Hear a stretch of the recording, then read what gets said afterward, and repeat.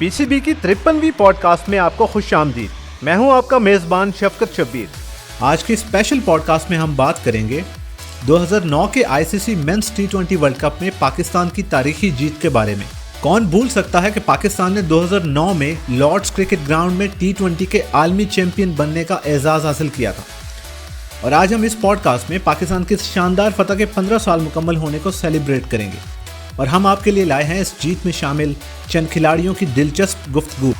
और सिर्फ यही नहीं बल्कि हम इस मौका से फ़ायदा उठाते हुए इन्हीं खिलाड़ियों से बात करेंगे कि वो इस माह अमेरिका और वेस्ट इंडीज़ में होने वाले आईसीसी मेंस टी20 वर्ल्ड कप में पाकिस्तान क्रिकेट टीम के बारे में क्या ख्यालात रखते हैं।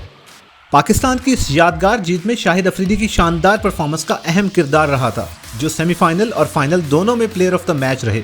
शाहिद अफरीदी इन बेहतरीन लम्हात को आज तक कैसे याद रखे हुए हैं और रवा माह होने वाले टी20 वर्ल्ड कप में पाकिस्तान क्रिकेट टीम के लिए उनका क्या पैगाम है, आइए सुनते हैं उनकी ज़ुबानी। हमारा जो मेन मकसद था वहाँ पे वर्ल्ड कप के अंदर, इवन के मीटिंग्स के अंदर हमारी ये डिस्कशन लाजमी होती थी कि हमारे लिए ये world cup as a individual, as a players और एज ए टीम और पाकिस्तान के लिए ये बहुत इम्पॉर्टेंट है। और अल्हम्दुलिल्लाह जिस तरीके से यूनुस खान टीम को लीड किया, आई नो कि ड्रेसिंग रूम के अंदर क्योंकि हमारा स्टार्ट इतना अच्छा नहीं था, एज ए सीनियर प्लेयर्स जो रिस्पॉन्सिबिलिटी हमारे ऊपर है उसको किस तरीके से, और मैं पर्सनली इसको एक अपॉर्चुनिटी के तौर पे लेके गया हूँ कि यार शाहिद अफरीदी अगर आप परफॉर्म करोगे तो ये टीम जीत सकती है। तो इसी तरह हर प्लेयर इसी सोच के साथ, उमर गुल का आउटस्टैंडिंग स्पेल, सईद अजमल की बॉलिंग की बात करूँ, कामरान अकमल की बात करूँ, शुएब मलिक की बात करूँ, इन सब हर प्लेयर ने अपनी कंट्रीब्यूशन, मोहम्मद आमिर, रज़ाक, इन सब ने कंट्रीब्यूट किया है। और एक टीम में आप बहुत बड़ी बड़ी परफॉर्मेंसेस नहीं चाहिए होती हैं, लेकिन जो 11 प्लेयर खेलते हैं उनकी थोड़ी थोड़ी परफॉर्मेंसेस जो हैं वो बहुत इंपॉर्टेंट होती हैं। लीडर जो होता है उसका रोल सबसे ज़्यादा इंपॉर्टेंट होता है, उसके डिसीजन बाकी लोगों से, उसकी सोच जो है वो डिफरेंट होती है, इसलिए वो लीडर होता है, कप्तान होता है। तो यूनुस खान को बड़ा क्रेडिट जाता है इस बात का कि बड़े इम्पॉर्टेंट स्टेज के ऊपर आके उसने ये डिसीजन लिया। मुझे फ़ोन किया कि लाला बात करनी है, मैं गया उसके पास कमरे में, उसने कहा लाला अगर हमने ये वर्ल्ड कप जीतना है तो आपको जो है वो ऊपर आना पड़ेगा बैटिंग में। तो मैंने कहा बिल्कुल मैं तैयार हूँ। और वो जो डिसीजन था कप्तान का, उसको मैंने सेकंड किया और मैंने अपने लिए उसके अंदर अपॉर्चुनिटी ढूंढी कि यार अफरीदी यही तुम्हारे साथ मौका, तुम्हारे पास मौका है और करके दिखाओ। तो आई थिंक कि इस कप्तान का डिसीजन एंड देन उसको मैंने जिस तरीके से इम्प्लीमेंट किया सेमीफाइनल फाइनल के अंदर, वो एक बड़ी अपॉर्चुनिटी मेरे लिए थी। तो और अल्हम्दुलिल्लाह उसका रिजल्ट आया। सेमीफाइनल से पहले जो अगेंस्ट न्यूजीलैंड हमारा मैच था, आउटस्टैंडिंग स्पेल था उमर गुल का। इस तरह के स्पेल्स टी20 के अंदर मैंने बहुत कम देखे। और उसमें जो मेरा एक कैच था फील्डिंग के अंदर, तो उस मैच से हमारी टीम जो थी, मतलब हर एक प्लेयर के चेहरे पे मुझे वो चीज़ नज़र आ रही थी कि अब हम ये वर्ल्ड कप जीत सकते हैं। वो ड्रेसिंग रूम के अंदर जो माहौल, वो कॉन्फिडेंस लेवल बहुत हाई हो गए थे। और हम ऑनेस्टली स्पीकिंग कि हम सेमीफाइनल का इंतज़ार कर रहे थे कि सेमीफाइनल कब हो। और उसी बॉडी लैंग्वेज के साथ हम अगेंस्ट साउथ अफ्रीका ग्राउंड में उतरे। और जिस तरह मैंने पहले कहा कि अपॉर्चुनिटीज़ प्लेयर्स ढूंढता है बड़े मैचेस की, तो वही अपॉर्चुनिटी मुझे मिली बैटिंग की।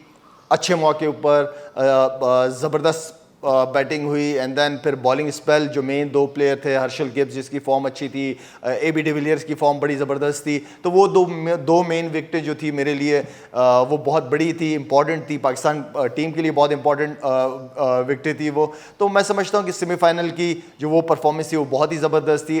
फिर उस कॉन्फिडेंस के साथ जब हम सारे ग्राउंड में उतरे तो हमने कहा अगर अल्लाह हमें यहाँ तक लेके आए तो इंशाल्लाह ये फाइनल भी हमें जितवाएगा। उसी एटीट्यूड के साथ, एटीट्यूड बहुत इंपॉर्टेंट है। तो और श्रीलंका उस वर्ल्ड कप में बड़ा अच्छा परफॉर्म कर रही थी। वर्ल्ड कप से पहले जो वो सीरीज़ खेल रही थी, बड़ा अच्छी क्रिकेट खेलती हुई आ रही थी, उनके प्लेयर्स बड़े अच्छी क्रिकेट खेलते हुए आ रहे थे। बड़े नाम थे, सनत जयसूर्या भी था साथ में, मुरलीधरन के बॉलिंग से हम सब वाकिफ़ हैं। तो वो एक हमारे लिए था कि बस अब ये एक मौका है, ये दिन ज़िंदगी में कभी नहीं आएगा और इस मौके को हमने बिल्कुल ज़ाया नहीं होने देना। यूनुस की मैं दोबारा बात करूंगा, जिस कॉन्फिडेंस के साथ उसने टीम को उतारा ग्राउंड के अंदर, और हर सीनियर प्लेयर, सिर्फ मैं नहीं अपने आप को कहूँगा, हर एक लड़के ने, इवन के जो हमारा फिजियो था, हमारा ट्रेनर था, उनकी जो कंट्रीब्यूशन नज़र आ रही थी उस दिन, एक बड़े ही एक ऐसे हम ग्राउंड के अंदर उतरे थे कि ये फाइनल हमारा है और ये हमसे कोई छीन नहीं सकता। तो जिस तरह कैप्टन की रिस्पॉन्सिबिलिटी होती है, इसी तरह इंडिविजुअल हर प्लेयर की जो है वो रिस्पॉन्सिबिलिटी उतनी ही इम्पॉर्टेंट होती है टीम को जितवाने के लिए। 2009 का हर लम्हा बहुत इम्पॉर्टेंट था मेरे लिए और टीम के लिए भी, क्योंकि जिस तरह मैं बार बार कह रहा हूँ कि एक बड़े इवेंट के अंदर एक प्लेयर जो कुछ बनना चाहता है, वो चाहता है कि यार ये मौका बहुत बड़ा है और इसमें आप हीरो बन के निकल सकते हैं, ये अपॉर्चुनिटी है। तो ऊपर वाला अपॉर्चुनिटी तो देता है आपको, अवेल उसके बंदे ने ही करना है। तो उसका बंदा उसी तरह कर सकता है कि वो पूरा फोकस करे और अपने आप अपना जब आप 100% देने की कोशिश करते हैं तो आपका रिज़ल्ट हमेशा पॉजिटिव ही आता है। तो वो एक सिनेरियो ऐसा बन गया था कि जहाँ से हम ये वर्ल्ड कप जीत सकते थे। इंडिविजुअल मैं बहुत खुश था, मेरी अपनी परफॉर्मेंसेस अल्हम्दुलिल्लाह बहुत अच्छी रही थी, जिसकी वजह से वो वर्ल्ड कप मैं सारी ज़िंदगी नहीं भूल पाऊँगा। जो हमारी इस वक्त वो करंट टीम है जो वर्ल्ड कप होने जा रहा है यूएस एंड वेस्ट इंडीज़ में, मैं समझता हूँ कि वहाँ की जो पिचेस है, जो कंडीशंस हैं, मेरे ख्याल में हमारे प्लेयर्स को सूट करती हैं। हमारे स्पिनर्स हमारे पास बहुत तगड़े हैं, हमारे फास्ट बॉलर्स बहुत अच्छे हैं, बैट्समैन हमारे आउटस्टैंडिंग फॉर्म में हैं, आपकी बॉलिंग लाइन इतनी अच्छी है, आपकी डेप्थ है, आपकी स्पिनर्स को अगर मैं बात करूं तो वो सारे उन कंडीशंस में खेले हुए भी हैं, वो आपको मैच लाजमी जीतवा के दे सकते हैं। तो इस पार्टनरशिप बिटवीन बैट्समैन और बॉलर्स का कि एक बड़ी जिम्मेदारी दिखानी पड़ेगी और ख़ास तौर पे आपको जितने भी मैचेस जितवाएंगे, आपकी फील्डिंग आपको मैचेस जितवाएगी। जो अपॉर्चुनिटी मिले उसको अवेल करें और सब बाबर को मिल के सपोर्ट करें। जितने भी सीनियर्स हैं इन सब की जिम्मेदारी बनती है कप्तान को लीड करें और कप्तान खुल के डिसीजंस लें। कप्तान ने जो भी डिसीजन लेना है बगैर फेलियर के, किसी बगैर डरे वो डिसीजन लें और सारे प्लेयर्स उस बाबर को बैक करें। इंशाल्लाह आई एम कॉन्फिडेंट कि हम फाइनल खेल सकते हैं वर्ल्ड कप का। अब हम आगे बढ़ते हैं और सुनते हैं मिसबाह-उल हक से इन यादगार लम्हात का जिक्र। 2007 में जो पहला वर्ल्ड कप था T20, उसका दुख सबको था, मुझे भी बहुत ज़्यादा था और बहुत ज़्यादा ये ख्वाहिश थी कि हम विनिंग उस पर ख़त्म करते उसको। बट आई थिंक 2009 में एक जिसको कहते हैं कि टारगेट भी था कि जो हम नहीं कर सके 2007 में, वो हमने करना एज ए टीम भी और एज ए प्लेयर मेरे लिए बड़ा इम्पोर्टेंट था, क्योंकि शायद जितना 2007 में जो सबसे ज़्यादा अफसोस था वो मुझे ही था कि वो फिनिश क्यों नहीं हुआ। तो आई थिंक डिटर्मेंट थे, तैयारी बड़ी ज़बरदस्त की हमने, उसके लिए कैंप लगा, बोरबन में गए, वहाँ तैयारी की और फिर टीम जिस तरह जेल हुई, इंग्लैंड में जाके स्टार्ट अच्छा नहीं था, लेकिन कहीं ना कहीं वो हमारे दिमागों में एक चीज़ थी कि यार हमने इसको फिनिश करना है और हमने कोशिश करने की दफ़ा ट्रॉफ़ी जीते। सो बड़ी एक कमिटमेंट थी थ्रू आउट पूरी टीम की, जो अल्हम्दुलिल्लाह पूरी बार हमने वर्ल्ड कप जीता। 2007 में हमारी टीम बड़ी ज़बरदस्त थी, हमने थ्रू आउट टूर्नामेंट डोमिनेट किया और T20 में एक्सपीरियंस भी था, हम लोग बहुत पहले से खेलते थे T20 क्रिकेट पाकिस्तान में। लेकिन 9 में हमारा स्टार्ट अच्छा नहीं था। 9 में हम जो एक ट्रेडिशनली जिस तरह हम कहते हैं ना, पाकिस्तान टीम वर्ल्ड कप्स में या बड़े टूर्नामेंट्स में जाती है तो डगमगाती है, कुछ इस किस्म का स्टार्ट था। समटाइम्स हम कहते हैं ना कि ये अच्छा होता है टीम के लिए कि आप राइट टाइम पे पीक करते हैं, अपनी गलतियों से सीखते हैं, इन फॉर्म आपकी टीम राइट टाइम पे आती है। तो यही हुआ कुछ वर्ल्ड कप में, हमने जो पकड़ा उस पीक को, वो मेरे ख्याल में जो इम्पोर्टेंट मैच था हमारा अगेंस्ट न्यूजीलैंड, जहाँ पे उमर गुल ने बड़ी ज़बरदस्त बॉलिंग की, वहाँ से एकदम हमने टेक ऑफ किया। और 92 में भी न्यूजीलैंड के साथ जब खेले उस टाइम पे टेक ऑफ किया। यहाँ पे भी कुछ ऐसे सिनेरियो, उसके बाद से ऐसा रिदम बना कि वो फिर टीम बिल्कुल उसकी परफॉर्मेंस बेहतर से बेहतर होती गई। और मुझे लगता है कि अब्दुल रज़ाक आए, फिर शाहिद अफरीदी का नंबर 3 पे जाना, उनका इन फॉर्म होना, बॉलिंग तो हमारी वैसे ही अच्छी थी, सईद अजमल, उमर गुल, मोहम्मद आमिर, शाहिद अफरीदी बहुत ज़बरदस्त फॉर्म में थे बॉलिंग में, 2007 में जब वो बैटिंग में उन्होंने अच्छी फॉर्म सेमीफाइनल में आए और उन्होंने ऊपर जाके अच्छी बैटिंग स्टार्ट की, तो आई थिंक कामरान अकमल बड़ा अच्छा खेल रहे थे। तो हमारा वो जो वहाँ से हमने थोड़ा सा हमें कॉन्फिडेंस वापस आया और हमने क्वालिफाई किया नॉकआउट स्टेजेस के। तो देन आई थिंक हम 2007 में इतने कॉन्फिडेंट नहीं थे going into the semis and final जितने हम 2009 में थे। So that's why I think we just were that good और हमने वो वर्ल्ड कप जीता। मैं अगर रिकॉल करूं, फाइनल में बड़ा एक टेंस सिचुएशन हो गई थी जब शाहिद अफरीदी ने पहले मुरलीधरन को एक ओवर बड़ा अच्छा लगाया और उसके बाद हम मैच में अब वापस आए, फिर उडाना को लाला ने बाउंड्रीज मारी और वहाँ पे मैच बिल्कुल एक अच्छी सिचुएशन में आ गया, रन बॉल पे आ गया। तो मुझे याद है उस स्टेज पे यूनुस भाई नॉर्मली ऊपर जा रहे थे तो वो पैड करके बैठे हुए थे, बट जैसे उन्होंने देखा कि स्कोर अब लेवल या करीब आ गया है तो उन्होंने सिर्फ ये सोचते हुए कि अब 2007 का वर्ल्ड कप क्योंकि मैं एंड पे था और मैं फिनिश नहीं कर सका, वो मेरे पास आया, मुझे कहा कि आप पैड कर लो।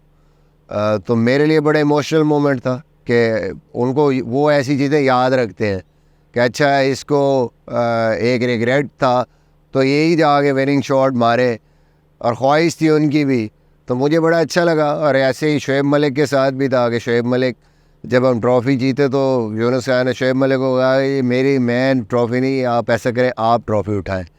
बट समहाउ वो कप्तान थे तो उनको जाना पड़ा, बट जैसे ही उन्होंने ट्रॉफ़ी उठाई, उठाने के फ़ौरन बाद शोएब मलिक के हवाले कर दी। तो ये कुछ ऐसी यादें हैं, कुछ अच्छी मेमोरीज़ हैं उस वर्ल्ड कप की और यूनुस खान की जो हमेशा हमारे साथ रही।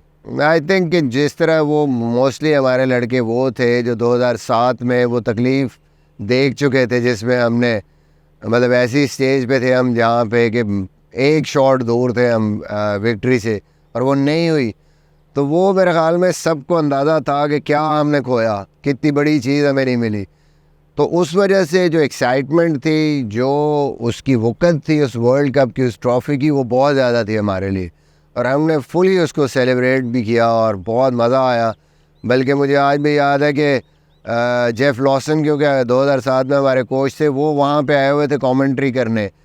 तो पहले उनसे मुलाकात हुई तो स्पेशली हमने उनको बुलाया वहाँ पे होटल में, फिर हमने उनके साथ वो ट्रॉफ़ी बीच में रखी, पकड़ा ट्रॉफ़ी को और उन्हें टीम के साथ फ़ोटोग्राफ से सेलिब्रेट किया और वो हमने उसी चीज़ को रिकॉल किया कि 2007 में जो अनफिनिश्ड एक चीज़ हमने छोड़ी थी, अल्हम्दुलिल्लाह के मेहरबानी से आज हमने वो हासिल किया। तो मेरे ख़्याल में हमारे लिए हमसे बेहतर कोई नहीं समझता कि उस वर्ल्ड कप की, उस अचीवमेंट की क्या बेसिकली हमारे नज़दीक उसकी अहमियत क्या थी। मेरे ख़्याल में टीम के लिए मेरी बेस्ट विशेस, बहुत सारी दुआएं और सिर्फ एक चीज़ कहूँगा कि पिछला जो वर्ल्ड कप 2 गुज़रे हैं, स्पेशली जो ऑस्ट्रेलिया का वर्ल्ड कप था, शायद वो कंडीशंस भी हमारी नहीं थी और हमारा आइडियल कम्बिनेशन भी नहीं था, फिर भी हम जो है वो उसका फ़ाइनल खेले। हमने उसको बड़ा अच्छा फिनिश किया। फ़ाइनल हम नहीं जीत सके तो यहाँ पे जो अभी कंडीशंस हैं, अभी जो हमारी टीम पिक हुई है, जो हमारा कम्बिनेशन है, मुझे लगता है वो बहुत बेहतर है और ये कंडीशंस भी यहाँ पे हमारी टीम को काफ़ी टीमों पे एज है।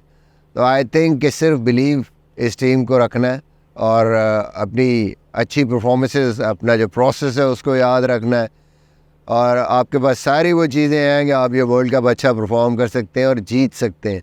ये सेल्फ बिलीव रखनी है टीम ने, तो कोई ऐसी बात नहीं है कि आप इसको ना कर सकें।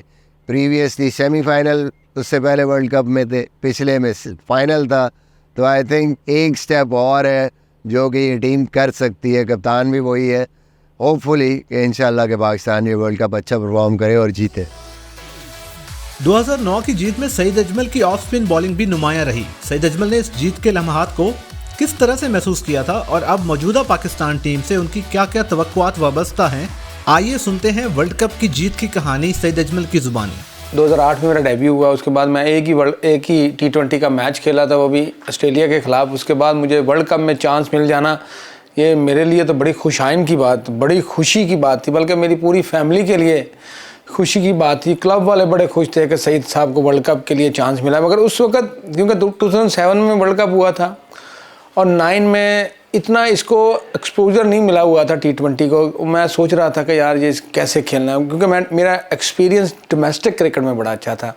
जो डोमेस्टिक कप होता था T20 में, उसमें मैं 2 दफ़ा टॉप कर चुका था और मैं बॉलिंग भी लास्ट में करता था, और इस वजह से मुझे सेलेक्ट किया गया। और मैं बड़ा मशकूर था यूनुस भाई का, जिन्होंने मेरे ऊपर ट्रस्ट किया और मुझे वहाँ पे लेके गए, और उसका मैंने पूरा जवाब भी दिया। ऑफ कोर्स मैं सेकंड हाईएस्ट विकेट टेकर रहा था, और इतना मज़ा मैंने किया, इतना एंजॉय किया उस वर्ल्ड कप को। और स्पेशली जब पाकिस्तान ने वो ट्रॉफ़ी भी अपने हाथ में ली, तो उसको तो फिर आपको पता है उसके वारे नहीं आ रहे होते थे। हाँ, एक चीज़, उस वर्ल्ड कप का जो मैच विनिंग बॉल है ना, वो अभी मेरे पास है।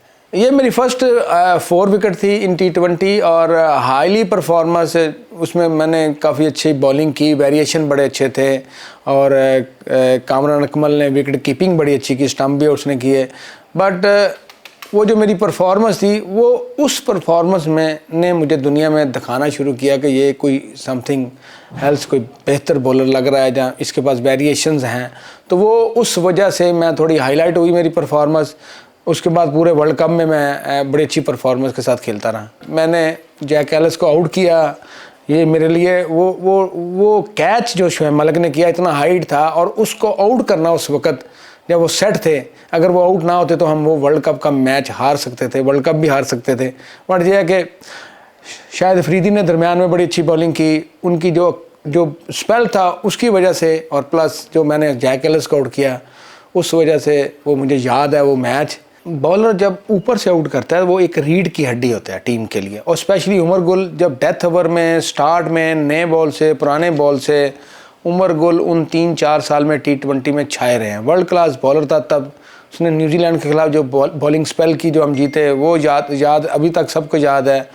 प्लस जिस तरह से उमर गुल ने बॉलिंग की है उस वर्ल्ड कप में, 2009 के वर्ल्ड कप में, 2007 के वर्ल्ड कप में उसने बड़ी अच्छी बॉलिंग की थी, बट वो हमेशा याद रखी जाएगी। और स्पेशली एज ए स्पिनर, जब मैं स्पिनर हूँ तो मुझे चाहिए होता है कि ऊपर से 2 विकेटें गिरें और नीचे से आके हम अटैकिंग बॉलिंग करें। मैं चाहता हूँ कि पाकिस्तान वेस्ट इंडीज़ से वो वर्ल्ड कप लेके आए और अमेरिका से लेके आए, और मेरी बेस्ट विशेज़ है मेरी टीम को। अल्लाह करे पाकिस्तान ये वर्ल्ड कप अच्छा खेले और जम के खेले और अच्छी परफॉर्मेंस दे। एक नौजवान फास्ट बॉलर होने के नाते मोहम्मद आमिर के लिए 2009 की जीत के लम्हात कितने यादगार थे, सुनिए उन्हीं की जुबानी।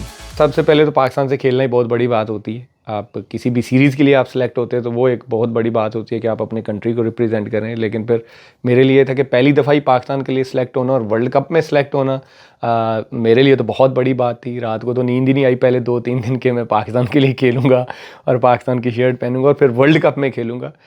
एक तो वो बहुत बड़ी बात थी। या ऐसी चीज़ें होती हैं कि आप एक्सप्लेन नहीं कर सकते, इन्हीं के लिए आप सारी ज़िंदगी मेहनत करते हो कि अपनी कंट्री को रिप्रेजेंट करना है और फिर इस तरह के इवेंट में करना, फिर उसके ऊपर जीत भी जाना।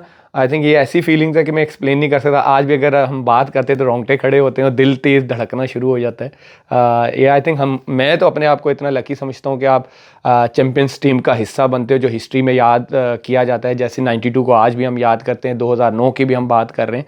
आई थिंक मैं बहुत लकी समझता हूँ अपने आप को। क्रेडिट जाता है सीनियर्स प्लेयर्स को, क्योंकि मैं यंगेस्ट प्लेयर था। जिस तरह उन्होंने मुझे ट्रीट किया, छोटे भाइयों की तरह मेरी हेल्प की, क्योंकि किसी चीज़ की भी ज़रूरत होती है, कि क्रिकेटिंग नॉलेज की कोई बात होती है, मैं जिससे जाता था, यूनुस भाई कैप्टन थे, वो हेल्प करते थे, शाहिद भाई वगैरह, इन्होंने बहुत हेल्प किया। और एक ऐसी चीज़ है कि क्योंकि जो भी है मैं यंग था, प्रेशर तो था। जब मैं पहला मैच खेल रहा था, इवन दो प्रैक्टिस गेम था इंडिया के अगेंस्ट, ओवल में फुल हाउस था, टीवी पे लाइव आ रहा था, तो ऐसे ही लग रहा था कि ये भी एक वर्ल्ड कप का मेन मैच हो रहा है। तो यूनुस भाई मेरे पास आए, जो भी था प्रेशर था, मेरा पहला मैच था, तो मेरे पास आए तो मुझे कहते हैं ना, 3 लंबी लंबी सांसें लो, ऐसे 3 लंबी लंबी सांसें लो, और मुझे कहते हैं कि तुम यही समझ दो कि तुम ना ये नेशनल बैंक का मैच खेल रहे हो, डोमेस्टिक का गेम। क्योंकि मैं नेशनल जब मैं खेल के आया था नेशनल बैंक से फर्स्ट क्लास, तो टॉप करके आया था, तो उन्होंने मुझे कहा कि तुम यही समझ दो, समझो कि ये वही मैच हो रहा है। तो वो एक जो है ना, जब कैप्टन आपको आके इस तरह की बात करता है तो प्रेशर थोड़ा सा ना वो कम हो जाता है। तो वो एक ऐसा मोमेंट था कि वो पूरा टूर्नामेंट मैंने उसको कैरी किया और वो चीज़ें मेरे लिए आसान होना शुरू हो गई। दिलशान सबको पता है कि वो उस टाइम बहुत टॉप फॉर्म में था और हर टीम के बॉलर्स को वो जो है फेंटा लगा रहा था। वो टॉप स्कोरर भी था और अच्छी टच में था और वो मोमेंटम देता था ऊपर से श्रीलंका को। उस टाइम तो ये होता था, आपको पता है कि 2009 में 150 160 बड़ा टफ स्कोर होता था। तो हमारा प्लान ये था कि हम दिलशान को जितना जल्दी आउट करें वो टीम के लिए फ़ायदा होगा। और यूनुस भाई के साथ जो प्लान बना, यूनुस भाई ने भी यही कहा कि इसको हम अर्ली ऑन आगे बॉल ना करें तो मुझे लगता है बेहतर होगा, क्योंकि इसकी ये जो शॉट है ना, ये अगर बंद हो जाएगी तो ये अंडर प्रेशर आ जाएगा। अगर हम इसको ज़रा बैक फुट पे लेके जाते हैं तो हमारे लिए फ़ायदा होगा। अगर आप देखें वो वीडियो तो मैंने उसको पहले 3-4 बाउंसर किए थे, बैक फुट पे वो चला गया और अगला बॉल जो पांचवा चौथा या पांचवा बॉल था वो ज़बरदस्ती अपने वाला ये शॉट खेलने गया और उसमें मुझे सक्सेस भी मिली।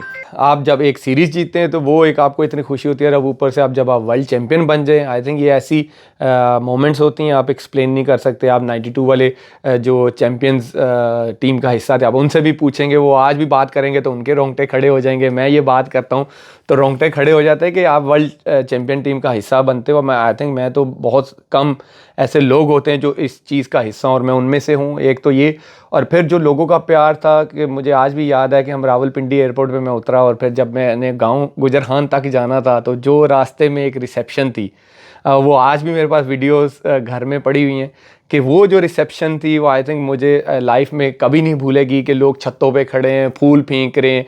तो आई थिंक ऐसी चीज़ें जब आपकी लाइफ में आती हैं तो आपको पूरी ज़िंदगी याद रहती हैं। और आई होप कि पाकिस्तान जो है एक दफ़ा फिर चैम्पियन बने, वो चाहे 50 ओवर का बने या T20 वर्ल्ड कप का बने, और मैं उसमें जो है हिस्सा हूँ, क्योंकि ये ऐसी चीज़ें हैं कि आपको लाइफ टाइम याद रहती।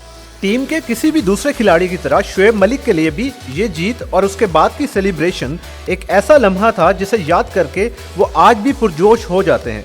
हमने शुएब मलिक से उनके सेमीफाइनल और फाइनल में बेहतरीन पार्टनरशिप के बारे में पूछा। आइए सुनते हैं उनकी गुफ्तगू। 2009 वाला वर्ल्ड कप था जो हम लोग जीते थे, उसने बहुत सारा जो गम था 2007 वाला वो दूर किया। यूनुस भाई ने जब ट्रॉफी जीते तो उनको पता था कि बहुत गम था 2007 वाला, when we lost in the finals. तो जब ट्रॉफी जीते हम लोग 2009 में वर्ल्ड कप वाली, तो वो उन्होंने बोला कि नहीं, मुझसे पहले यू डिजर्व दिस ट्रॉफी। तो जो लास्ट का एक स्टेप मिस हो गया था वो इस दफा पूरा हुआ है। तो वो एक ऐसा जेस्चर था कि मतलब वो मैं आज तक, it's been 15 years now since I remember that gesture which Yunus Khan showed.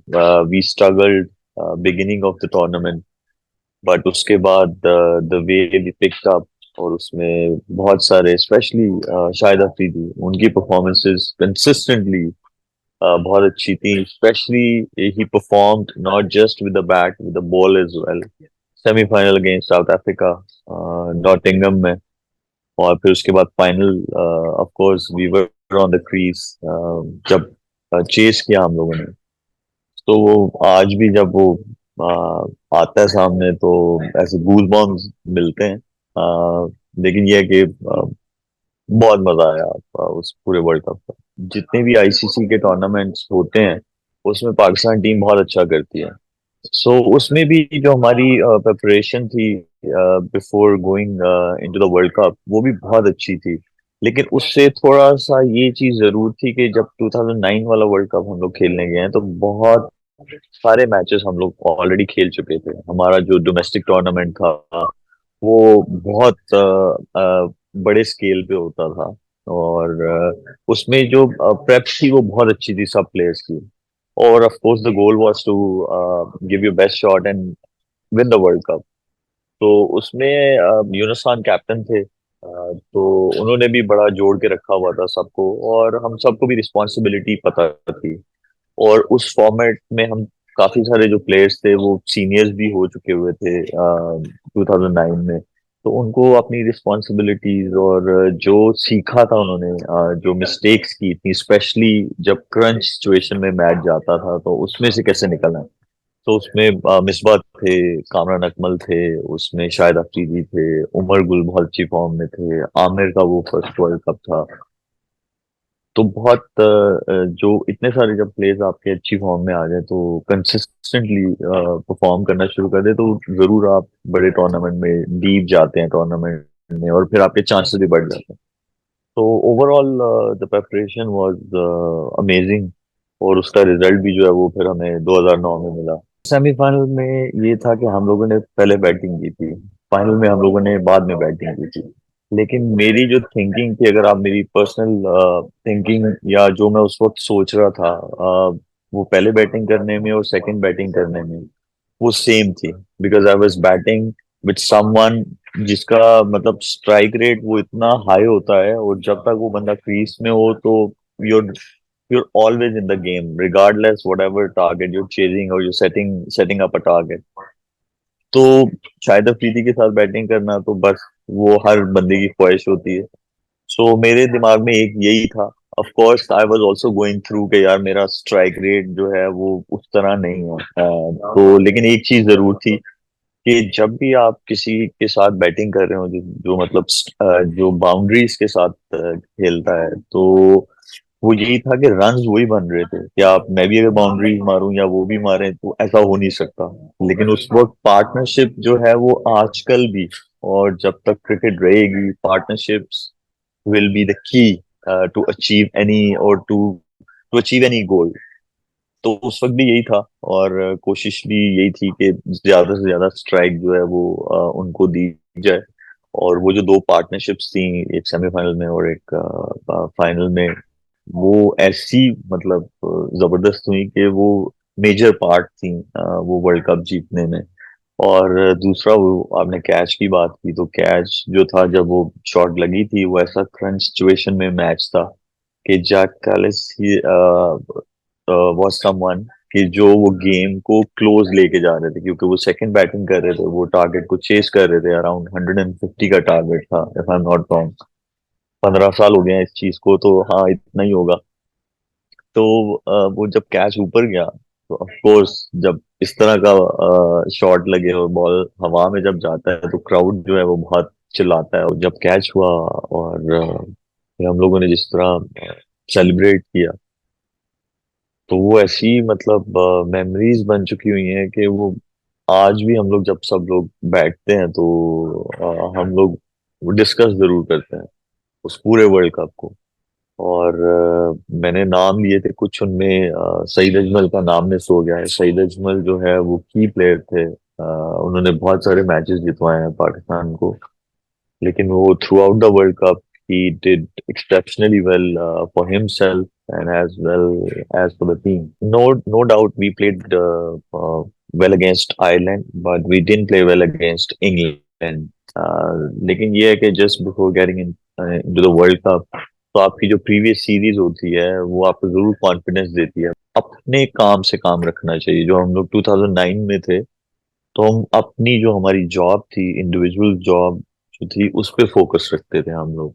हम हर चीज में नहीं घुसते थे, और जो हमारे सामने सिचुएशन मिलती थी मैच में, हम उसको हल करने की कोशिश कर रहे थे और मेक थिंग्स सिंपल।